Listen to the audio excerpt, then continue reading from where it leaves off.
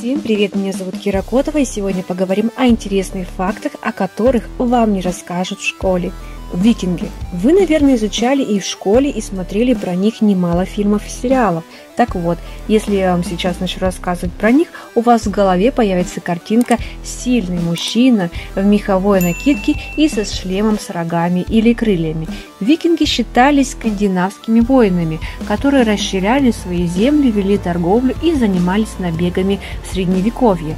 Но если обратиться к истории и посмотреть на изображения викингов между 8 и XI веками до нашей эры, воины были нарисованы с простыми шлемами.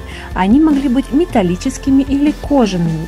За все время никто не смог найти те шлемы, которые мы привыкли видеть у викингов. А то, что вы сейчас видите, это всего лишь вымышленные образы для кино и мюзиклов. Крушение Титаника было не только по вине айсберга. По словам кочегара Джона Дилли, в VI отсеке бушевал пожар 5 дней. Следы этого пожара можно увидеть на фото, когда Титаник отправлялся в плавание. На обшивке хорошо виднеются следы сажи. После пожара обшивка стала очень хрупкой, и айсберг буквально вспорол эту часть. Вы, наверное, спросите, почему не заменили обшивку? Это ЧП было скрыто, чтобы не портить авторитет компании Wine Star Line. Вы все знаете, что Америку открыл Христофор Колумб, но ученые, проведя раскопки, выдвинули несколько версий, что Америку до Колумба могли открыть китайцы или римляне. На берегу канадского острова археологи нашли римский меч, останки щитов и свиток, а также табличку с иероглифами, и было предположение, что китайцы добрались до Америки и еще раньше, в 1300 году до нашей эры. Троянская война.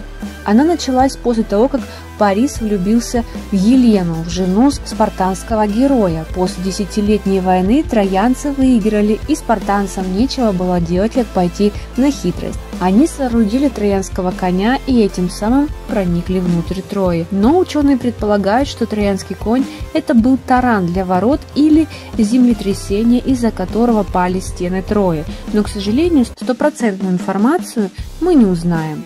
Ухо Ван Гога. В книгах вы можете прочесть историю, как Ван Гог отрезал себе ухо.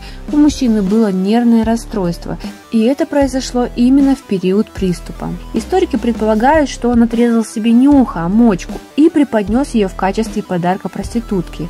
Есть еще одна версия. Ван Гог потерял ухо в сражении с Полем Гогелем. Мужчина хотел защищаться и поднял шпагу, и этим самым отрезал ухо Ван Гогу.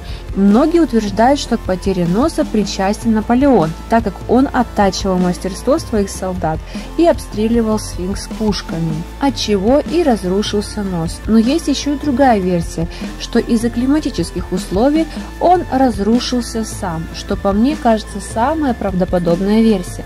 Все привыкли думать по истории, что пирамиду строили рабы, но ученые опровергли данную информацию.